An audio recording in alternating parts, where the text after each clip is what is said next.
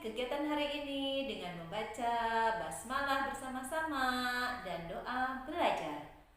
A'udzu billahi minasyaitonir rajim. Bismillahirrahmanirrahim. Raditu billahi robba wa bil islami dina wa bi Muhammadin sallallahu alaihi wasallam nabiyya wa rasula.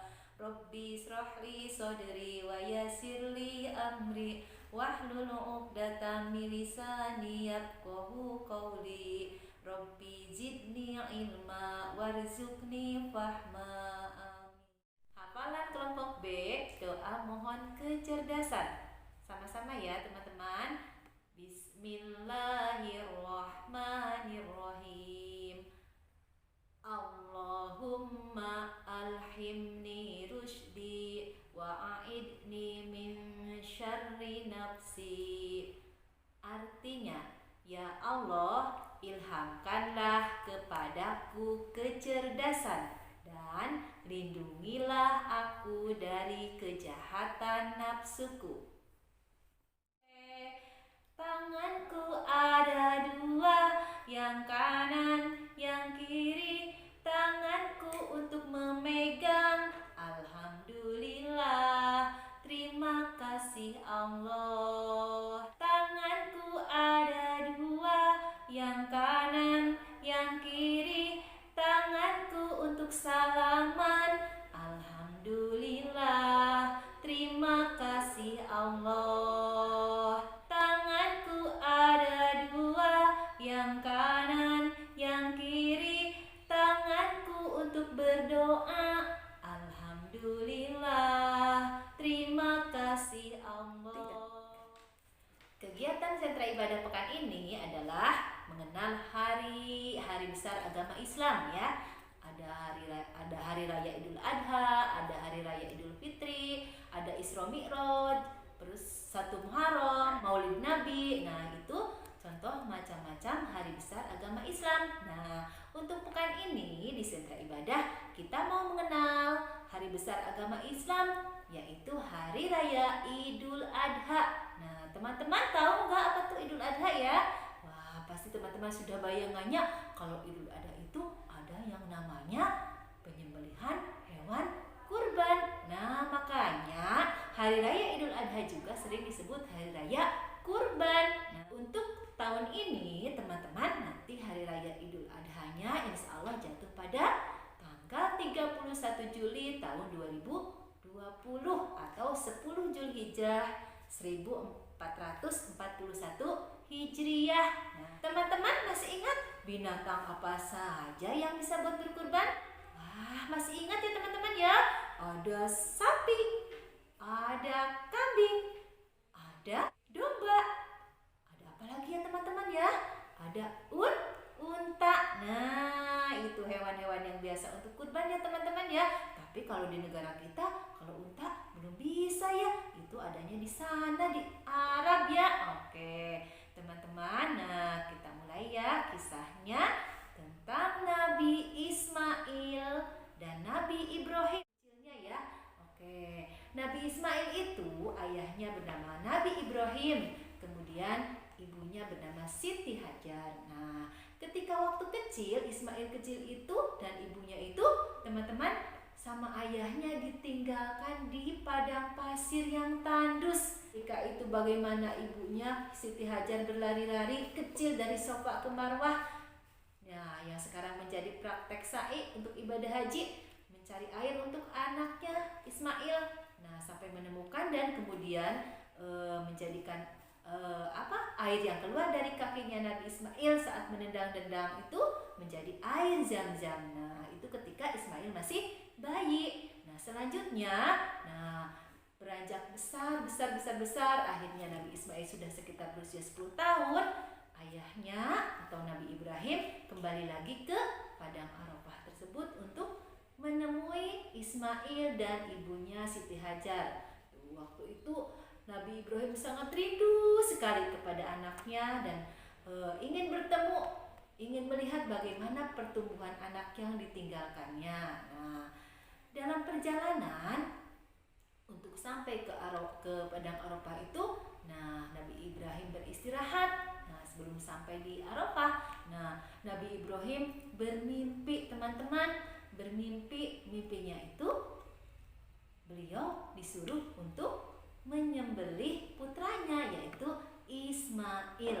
Nah, kemudian sesampainya Nabi Ibrahim di Arafah bertemu dengan istrinya Siti Hajar dan Ismail, dengan rasa takut Nabi Ibrahim menyampaikan kepada Ismail,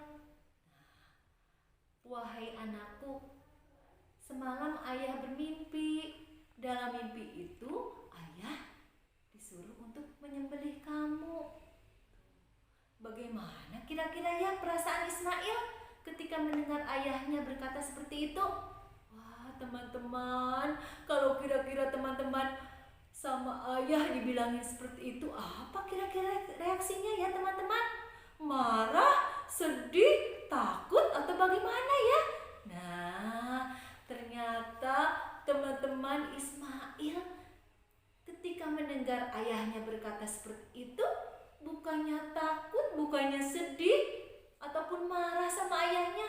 Tidak, teman-teman. Nabi Ismail menjawab, "Wahai ayahku, jika itu perintah Allah maka laksanakanlah. Insya Allah aku akan termasuk orang yang sabar." Wah, subhanallah ya teman-teman. Ternyata jawaban Nabi Ismail seperti itu. Padahal kalau teman-teman mungkin akan merasa takut, akan merasa marah, tapi Nabi Ismail tidak. Karena Nabi Ismail itu memang calon nabi yang dipilih Allah. Jadi dia tahu bagaimana harus melaksanakan dan taat pada perintah Allah. Nah, akhirnya karena Ismail jawabannya seperti itu, Nabi Ibrahim merasa lega, teman-teman. Setelah merasa lega, akhirnya Ibrahim menyiapkan semuanya.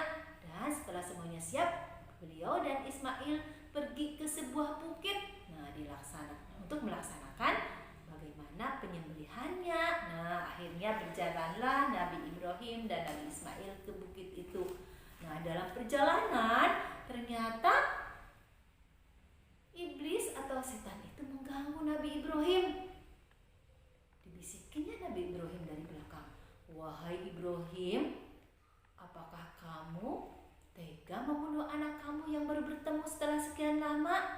Nah, Nabi Ibrahim langsung menengok dan mengambil batu, melempar iblis atau setan yang mengganggunya dengan satu lemparan. Tuing! Nah, dilempar dan iblis itu langsung lari. Nah, kemudian Ibrahim berjalan lagi dengan Ismail. Ketika itu kedua kalinya iblis masih mengganggu. "Wahai Ibrahim, apakah kamu benar-benar akan menyembelih anakmu? Kamu macam ayah macam apa kok tidak menyembelih anaknya?" Ibrahim kembali lagi mengambil batu dan melempar yang kedua. Nah, terus ternyata iblisnya lari lagi. Sampailah yang ketiga kalinya, teman-teman, Nabi Ibrahim berjalan lagi. "Wahai Ibrahim, kamu masih tega untuk menyembelih anakmu?" Nah, akhirnya Ibrahim mengambil batu yang lebih besar, teman-teman, dilempar lagi yang ketiga kalinya. Ternyata iblisnya langsung lari. Dan setelah itu tidak datang lagi, teman-teman, iblisnya.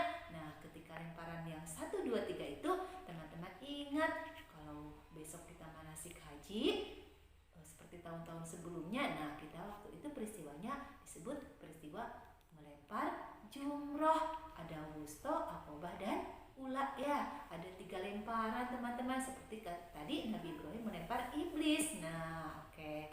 Selanjutnya sampailah Nabi Ibrahim dan Ismail di atas bukit. Disiapkan semuanya. Nabi Ismail sudah berbaring di atas batu. Kebetulan ada batu besar di situ. Kemudian Nabi Ibrahim menutup matanya Ismail, nah, supaya tidak melihat pisau yang akan ditempelkan ke pelipisnya Nabi Ismail. Nah, kemudian dilaksanakanlah penyembelihan hewan kurban sama Ibrahim. Nah, teman-teman, saat penyembelihan itu ternyata apa yang terjadi, teman-teman?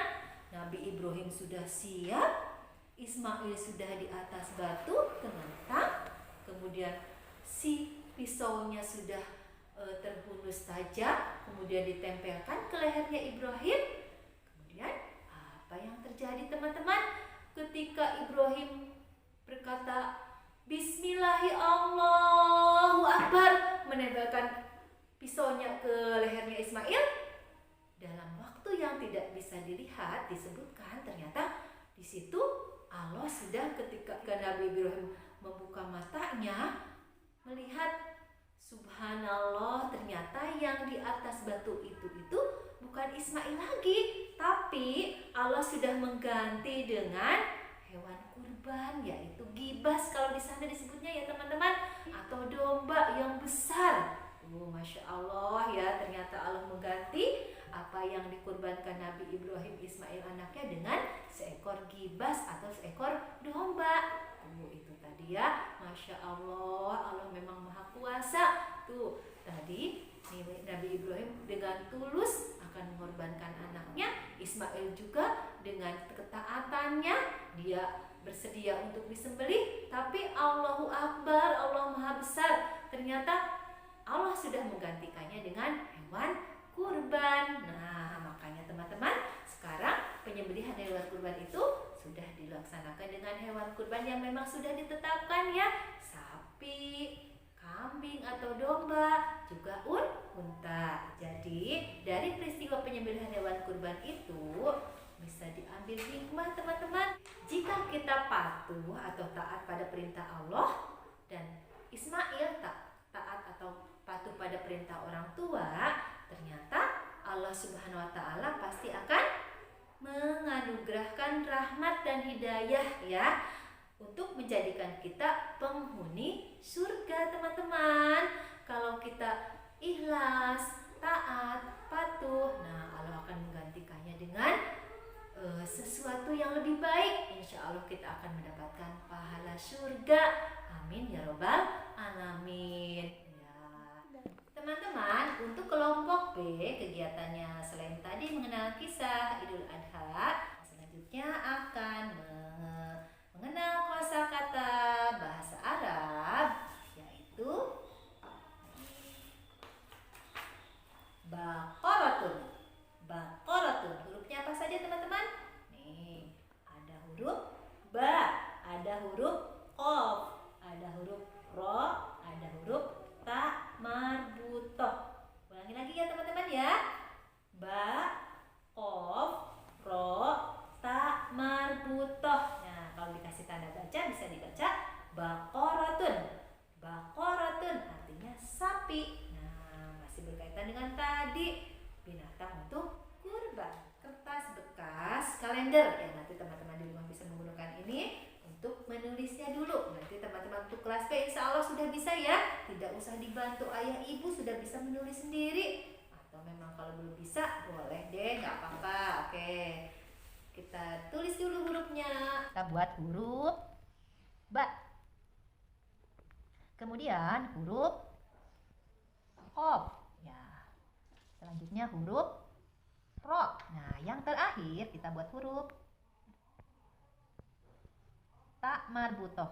Nah, oke ya. Ulangi lagi ya. Ba, qaf, ro, ta marbutoh. Oke, setelah dibuat hurufnya, teman-teman, kita mau memasangkan bijinya. Nah, oke, dari yang pertama, Bismillahirrahmanirrahim.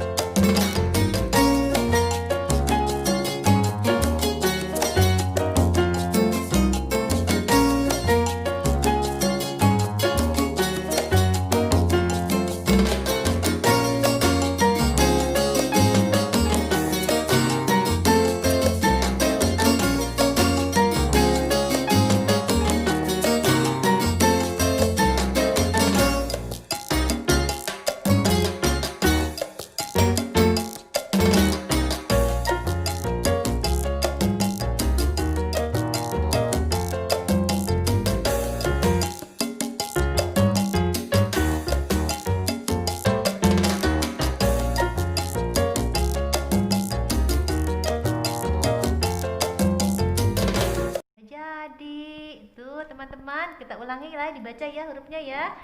Oke, huruf ba, huruf qaf, huruf ro, huruf ta marbutoh. Dibacanya baqaratun atau sapi. Nah, alhamdulillah. Terima kasih Allah. Oke teman-teman, alhamdulillah untuk hari ini kegiatannya sudah selesai ya teman-teman. Tadi Ustazah ingatkan lagi, tadi teman-teman sudah belajar apa ya teman-teman? Sudah belajar mengenal Hari Raya Idul Adha atau Idul Kurban. Kemudian yang untuk kelompok B mengenal kata-kata baqaratun atau sapi. Nah, alhamdulillah ya, hari ini kegiatannya sudah selesai. Ya teman-teman, mari kita akhiri kegiatan hari ini dengan membaca hamdalah dan doa kafatul majelis bersama-sama. Alhamdulillahirabbil alamin. Subhanakallahumma wa bihamdika asyhadu an la ilaha illa anta astaghfiruka wa atubu ilaik. Nah, kalau saya salah maaf, terima kasih. Wassalamualaikum warahmatullahi wabarakatuh.